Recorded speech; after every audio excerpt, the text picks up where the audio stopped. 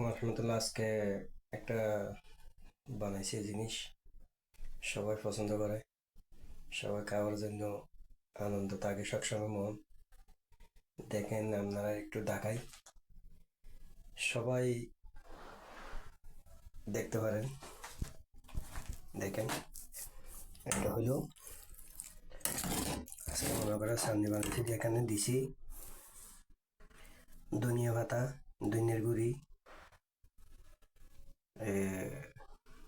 শুটকি, এগুলো হলো সিম, পেঁয়াজ, সব কিছু দেওয়া লাগে।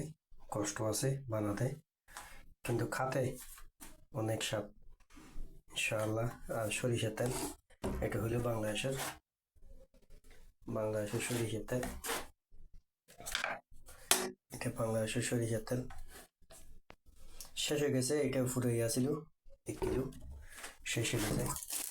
এগুলো হলো ধনিয়া, আমি এখানে ধনিয়া আনি, একটু ফ্রাই করি, তারপরে ব্লেন্ডার একটু হালকা করে চুড়েছি, বেশি চুড়াইনি, হাফ করি।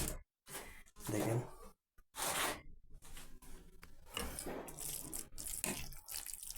মাত্র এখন বানাই যাবে। সবাই দ্রুত শেয়ার করে দিবেন। এগুলো ফেলি, আমরা আছি, লোক আছি 5 জন, কেউ তরকারি খাইতে চায় না, এরা সবাই কয় নূর ভাই একটু আমরা একটু সামনে খাবো।